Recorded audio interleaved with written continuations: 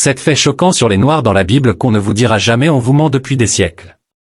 La vérité sur les Noirs dans la Bible a été enterrée sous des idées fausses, des demi-vérités et même de purs mensonges. Beaucoup d'entre nous ont grandi avec des images déformées des figures bibliques, des représentations européennes de Jésus, des prophètes blanchis à la chaux et une présence africaine effacée. Mais que diriez-vous si je vous disais que les Noirs ont joué un rôle fondamental dans le plan de Dieu depuis le tout début? Que l'Afrique et son peuple ont occupé des rôles essentiels dans la Bible? Que certains des personnages les plus puissants des dirigeants, des prophètes et même des rois avaient des racines africaines? Il ne s'agit pas de suprématie raciale, mais de vérité biblique. Trop souvent, l'histoire est racontée du point de vue de ceux qui détiennent le pouvoir. Mais la parole de Dieu ne ment jamais. Lorsque nous plongeons réellement dans les Écritures, nous découvrons une histoire qui a été oubliée, ignorée ou volontairement déformée. Êtes-vous prêt à découvrir la vérité?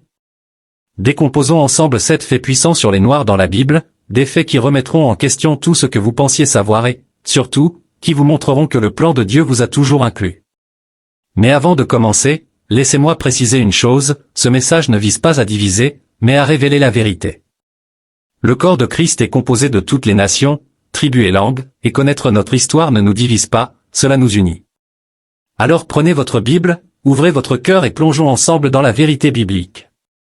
Fait numéro 1, les premiers humains étaient probablement noirs.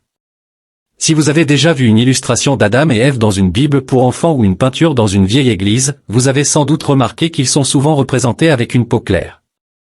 Mais cette image correspond-elle vraiment à la Bible? Revenons à l'origine, dans Genèse 2h7.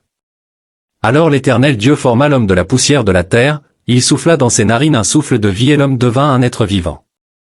Maintenant, réfléchissez un instant, de quelle couleur est la poussière de la terre? Si vous avez déjà marché sur les terres d'Afrique ou du Moyen-Orient, vous aurez remarqué un détail important, le sol y est sombre, riche et plein de vie. Dieu aurait pu créer Adam à partir de n'importe quoi, mais il a spécifiquement choisi la poussière de la terre, une terre qui n'était ni pâle ni blanche, mais brune, rougeâtre et foncée. La science confirme également ce fait. Des études génétiques retracent l'origine des humains modernes à l'Afrique. Même les historiens non religieux reconnaissent que la civilisation a commencé sur le continent africain. Plus nous creusons, plus nous trouvons des preuves que les premiers humains avaient une peau fortement pigmentée. Et la Bible ne s'arrête pas là.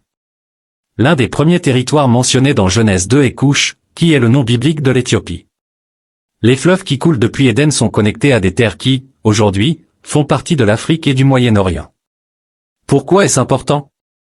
Parce que pendant trop longtemps, on nous a enseigné des images de figures bibliques qui ne correspondent ni à l'histoire ni aux Écritures. Savoir que les premiers humains étaient probablement de peau foncée nous rappelle que tous les peuples, quelle que soit leur couleur, sont faits à l'image de Dieu. Cette vérité ne cherche pas à diviser, mais à briser les fausses représentations et à embrasser une réalité biblique longtemps ignorée. Les Noirs ont toujours fait partie du plan divin. Depuis le tout début, fait numéro 2, l'Afrique a joué un rôle central dans la Bible. Si vous demandez à la plupart des gens où se déroule l'histoire de la Bible, ils répondront Israël. Peut-être mentionneront-ils Babylone ou Rome. Mais l'Afrique? C'est une partie de l'histoire que beaucoup ignorent.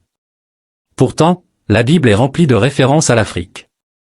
Commençons par les fils de Noé, Sem, Cham et Japheth, Genèse 10. Ces 3 hommes ont repeuplé la terre après le déluge, et les descendants de Cham se sont installés en Afrique. Ses fils étaient Couche, Éthiopie, Misraïm, Égypte, Pout, Libye et Canaan. Vous voyez cela? Couche, Misraïm et Pout sont toutes des nations africaines.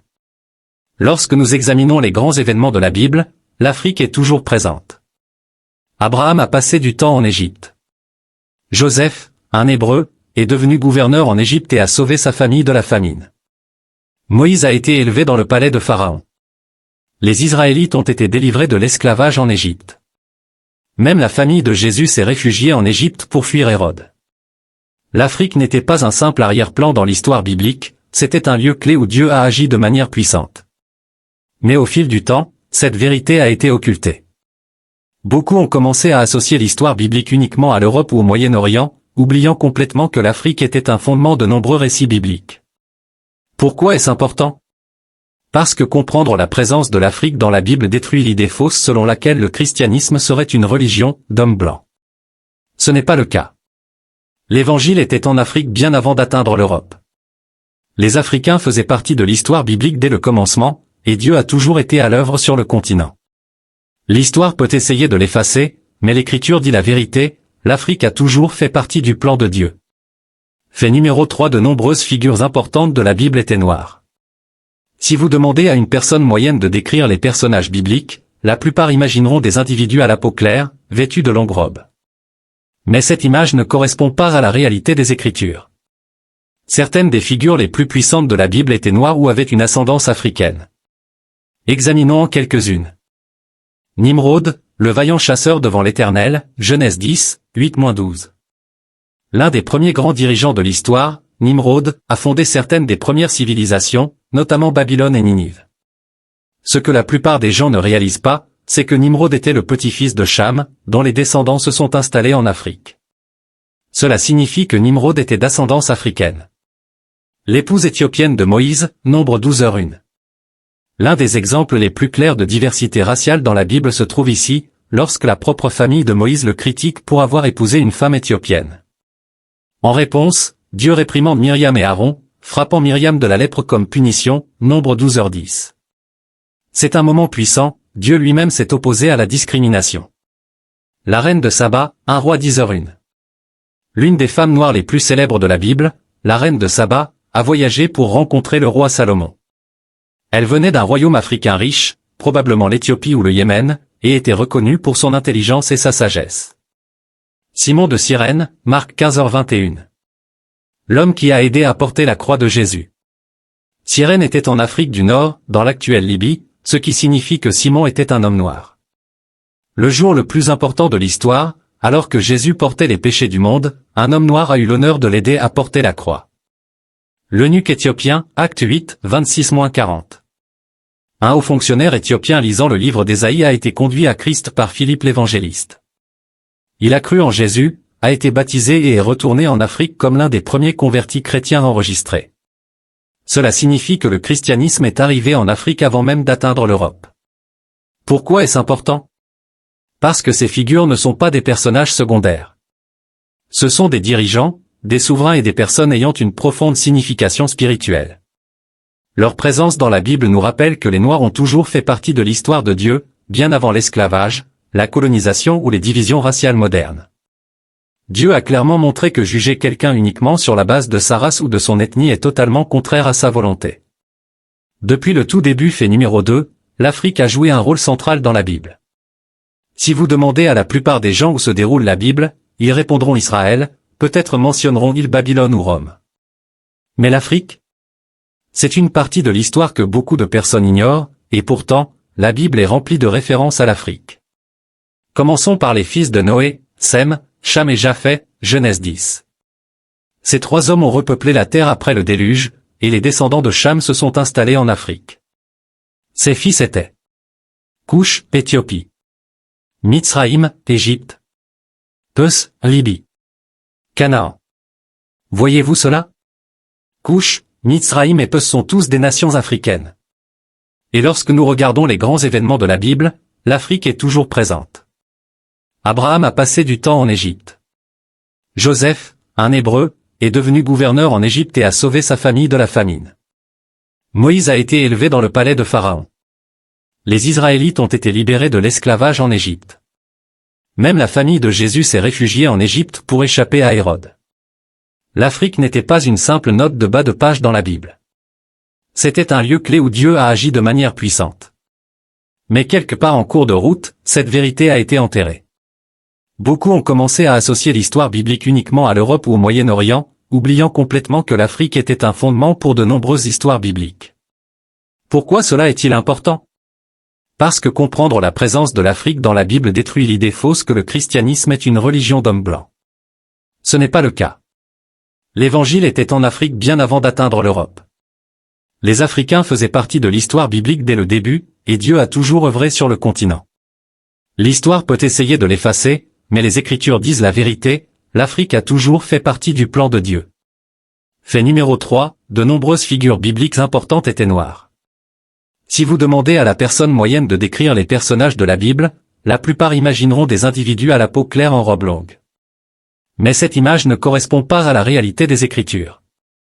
Certaines des figures les plus puissantes de la Bible étaient noires ou avaient des ancêtres africains. Voyons quelques exemples. Nimrod, le puissant chasseur devant l'Éternel, Genèse 10, 8-12. Nimrod fut l'un des premiers grands souverains de l'histoire, établissant certaines des premières civilisations, notamment Babylone et Ninive. Ce que beaucoup ne réalisent pas, c'est que Nimrod était le petit-fils de Cham, dont les descendants se sont installés en Afrique. Cela signifie que Nimrod était d'origine africaine. L'épouse éthiopienne de Moïse, Nombre 12h1. Un des exemples les plus clairs de la diversité raciale dans la Bible est ici, la propre famille de Moïse l'a critiqué pour avoir épousé une femme éthiopienne. En réponse, Dieu a réprimandé Myriam et Aaron, et a frappé Myriam de lèpre comme punition, Nombre 12h10. C'est un moment puissant, Dieu lui-même s'est opposé à la discrimination. La reine de Saba, 1 Roi 10, 1-13. L'une des femmes noires les plus célèbres de la Bible, la reine de Saba, a voyagé pour rencontrer le roi Salomon. Elle venait d'un royaume africain riche, très probablement l'Éthiopie ou le Yémen, et était très intelligente et sage. Simon de Cyrène, Marc 15h21. L'homme qui a porté la croix de Jésus. Cyrène était en Afrique du Nord, dans l'actuelle Libye, ce qui signifie que Simon était un homme noir. Lors du jour le plus important de l'histoire, lorsque Jésus portait les péchés du monde, un homme noir a eu l'honneur de l'aider à porter la croix. L'eunuque éthiopien, Acte 8, 26-40. Un fonctionnaire éthiopien lisait le livre d'Ésaïe lorsqu'il a été conduit à Christ par Philippe l'évangéliste. Il a cru en Jésus, a été baptisé et est retourné en Afrique en tant que l'un des premiers chrétiens enregistrés dans l'histoire. Cela signifie que le christianisme est arrivé en Afrique avant même d'atteindre l'Europe. Pourquoi cela est-il important? Parce que ces figures ne sont pas des personnages secondaires.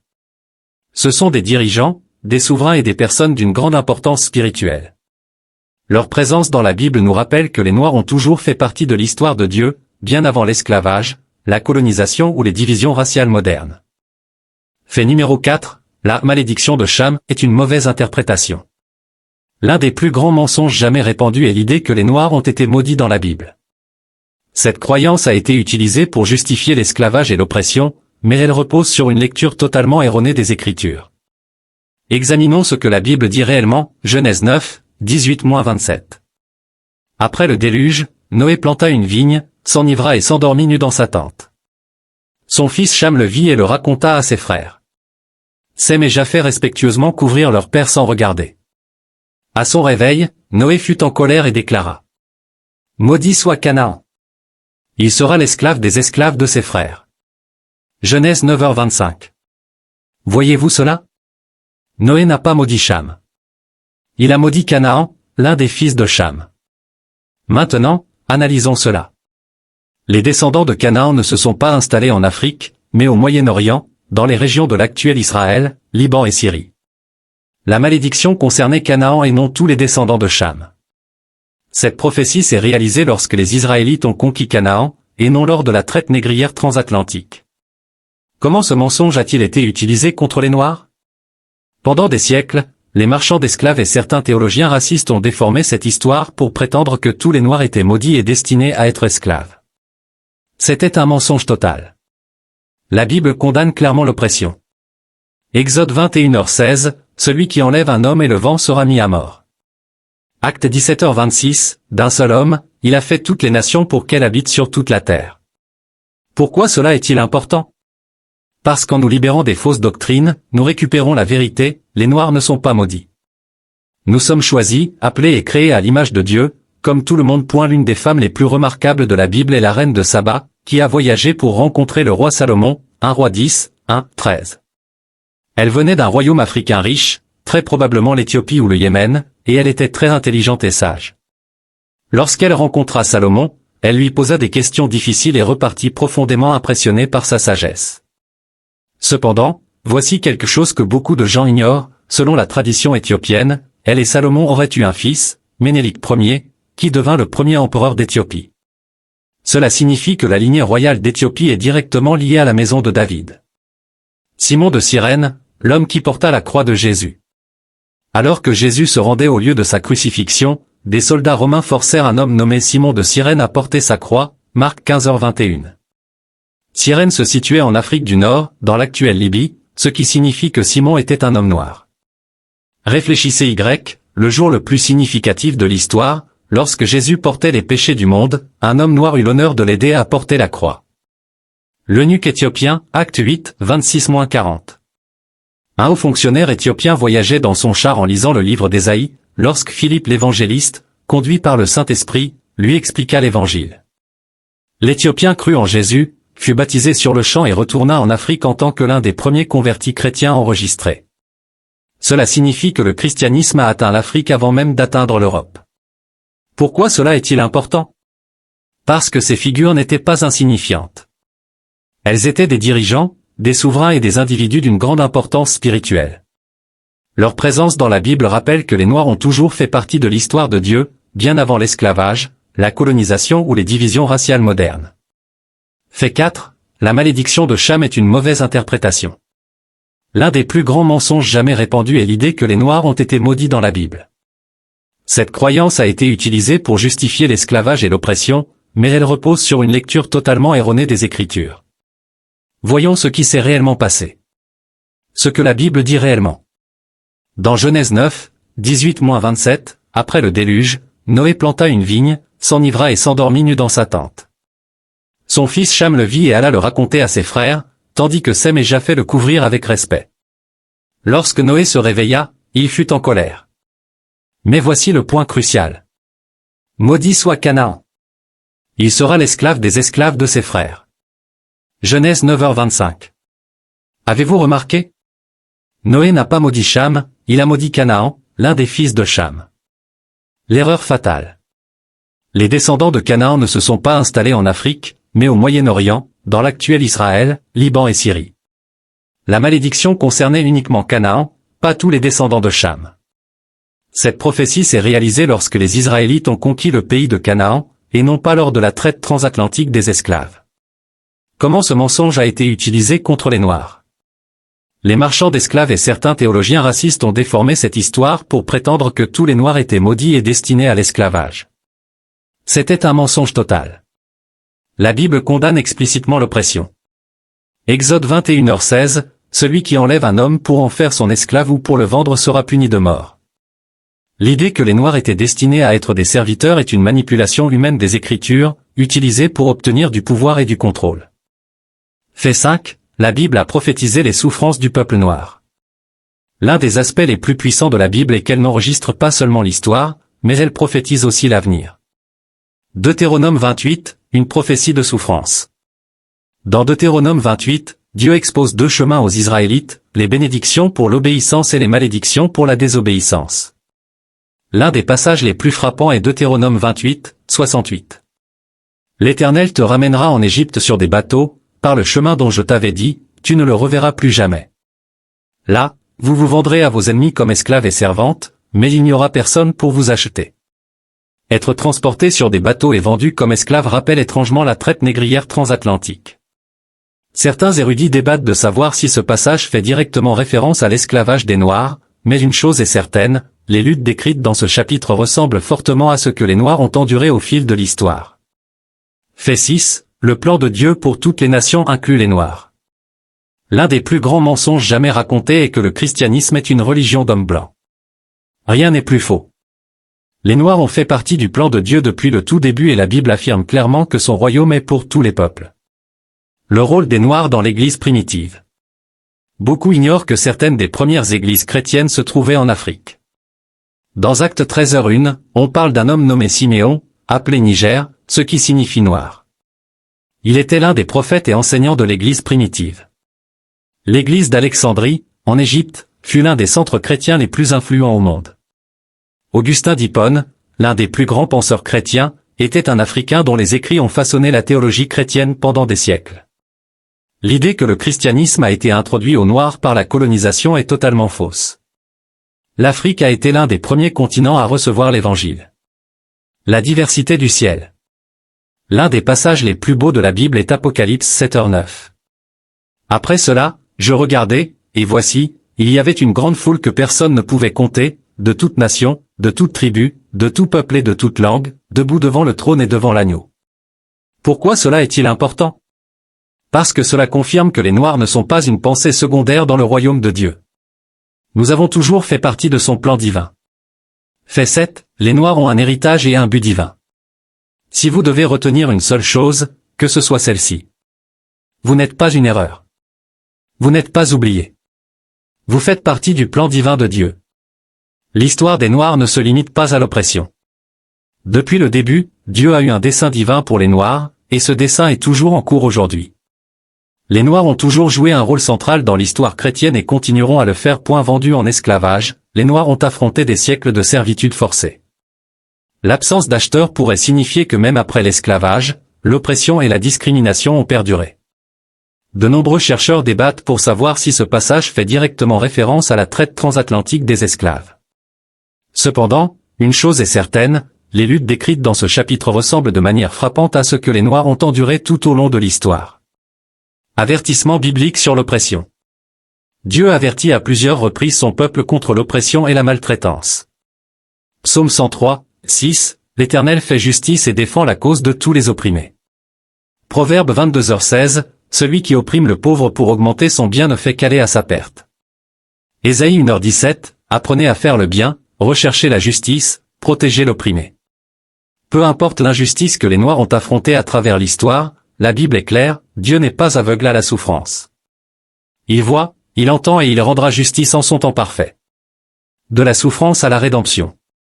Les souffrances endurées par les Noirs de l'esclavage à la ségrégation, du colonialisme au racisme sont douloureuses et indéniables. Cependant, la Bible rappelle aussi que la rédemption est possible.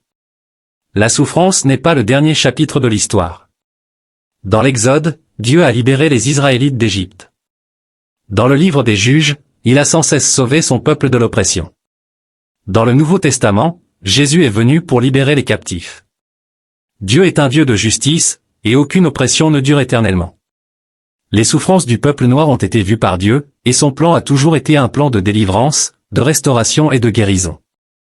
Fait 6, le plan de Dieu pour toutes les nations inclut les Noirs. L'un des plus grands mensonges jamais racontés est que le christianisme est une religion de l'homme blanc. Rien n'est plus faux. Les Noirs ont fait partie du plan de Dieu depuis le tout début, et la Bible affirme clairement que son royaume est pour tous les peuples. Acte 17h26 déclare. D'un seul sang, il a fait toutes les nations des hommes, pour qu'il habite sur toute la surface de la terre. Ce verset est puissant, car il rappelle que peu importe notre origine, nous sommes tous connectés. Il n'existe ni race supérieure ni race inférieure, seulement la création de Dieu. Le rôle des Noirs dans l'Église primitive. Beaucoup ignorent que certaines des premières églises chrétiennes se trouvaient en Afrique. Acte 13h mentionne un homme nommé Siméon, appelé Niger, ce qui signifie « noir », qui était l'un des prophètes et enseignants de l'église primitive. L'église d'Alexandrie, en Égypte, a été l'un des centres chrétiens les plus influents au monde. Augustin d'Hippone, l'un des plus grands pères de l'église, était un Africain dont les écrits ont façonné la théologie chrétienne pendant des siècles. L'idée que le christianisme a été imposé aux Noirs par la colonisation est totalement fausse. La vérité est que l'Afrique a été l'un des premiers continents à recevoir l'Évangile, et les Noirs ont fait partie de la foi depuis le tout début. La diversité du ciel. L'une des images les plus belles de la Bible se trouve dans Apocalypse 7h9. Après cela, je regardai, et voici, il y avait une grande foule que personne ne pouvait compter, de toute nation, de toute tribu, de tout peuple et de toute langue, debout devant le trône et devant l'agneau. Pourquoi cela est-il important? Parce que cela prouve que les Noirs ne sont pas un simple détail dans le royaume de Dieu. Ils ont toujours fait partie de son plan divin. Si vous avez déjà ressenti que le christianisme ne vous incluait pas, ou si on vous a dit que votre foi était empruntée à d'autres, sachez ceci, vous faites partie du dessein divin de Dieu, et rien ne peut changer cela. Fait 7, les Noirs ont un héritage divin et une mission. S'il y a une chose essentielle à retenir, c'est celle-ci. Vous n'êtes pas une erreur. Vous n'êtes pas oublié. Vous faites partie du plan divin de Dieu. Trop souvent, l'histoire des Noirs est racontée uniquement sous l'angle de la lutte esclavage, oppression et souffrance. Mais la vérité est que les Noirs ont toujours fait partie de quelque chose de plus grand. Depuis le tout début, Dieu a eu un plan divin pour eux, et ce plan continue de se dérouler aujourd'hui. Un riche héritage spirituel. Nous avons déjà vu que l'Afrique a joué un rôle central dans la Bible et que plusieurs figures bibliques étaient noires. Mais plus encore, Dieu a utilisé les Noirs pour façonner la foi. Les chrétiens éthiopiens ont été parmi les premiers à suivre Jésus. L'Église africaine a produit certains des plus grands penseurs chrétiens, comme Augustin. Les croyants noirs à travers l'histoire sont restés fermes dans leur foi, même face aux persécutions. Le christianisme ne fait pas seulement partie de l'histoire des Noirs. L'histoire des Noirs fait partie du christianisme. L'appel de Dieu pour les Noirs aujourd'hui. L'histoire ne s'arrête pas avec la Bible. Dieu continue d'utiliser les Noirs pour accomplir des choses incroyables dans son royaume. Des missionnaires noirs répandent l'évangile dans le monde entier. Des pasteurs et leaders noirs transforment leur communauté. Des chrétiens noirs adorent, prient et restent fermes dans leur foi, tout comme les croyants des Écritures. Vous êtes choisis. Le monde essaiera peut-être de vous définir par votre race, votre nationalité ou votre passé. Mais Dieu vous définit par son appel. 1 Pierre 2:9 déclare. Vous, au contraire, vous êtes une race élue, un sacerdoce royal, une nation sainte, un peuple acquis, afin que vous annonciez les vertus de celui qui vous a appelé des ténèbres à son admirable lumière. Cela signifie que vous n'êtes pas oubliés. Vous n'êtes pas maudits. Vous ne valez pas moins que les autres. Vous êtes choisis. Marchez dans votre identité divine. Pendant trop longtemps, la vérité sur les Noirs dans la Bible a été ignorée. Mais maintenant, la vérité est claire, le plan de Dieu vous a toujours inclus. Il ne s'agit pas seulement d'histoire. Il s'agit d'identité. Quand vous comprenez qui vous êtes aux yeux de Dieu, aucun mensonge, aucune oppression, aucune fausse doctrine ne peut vous ébranler. Vous n'êtes pas un détail. Vous n'êtes pas oublié. Vous êtes choisi, appelé et créé pour un but. Dieu ne fait jamais d'erreur. Tout ce qu'il fait est intentionnel. Les luttes du passé ne vous définissent pas. C'est Dieu qui vous définit.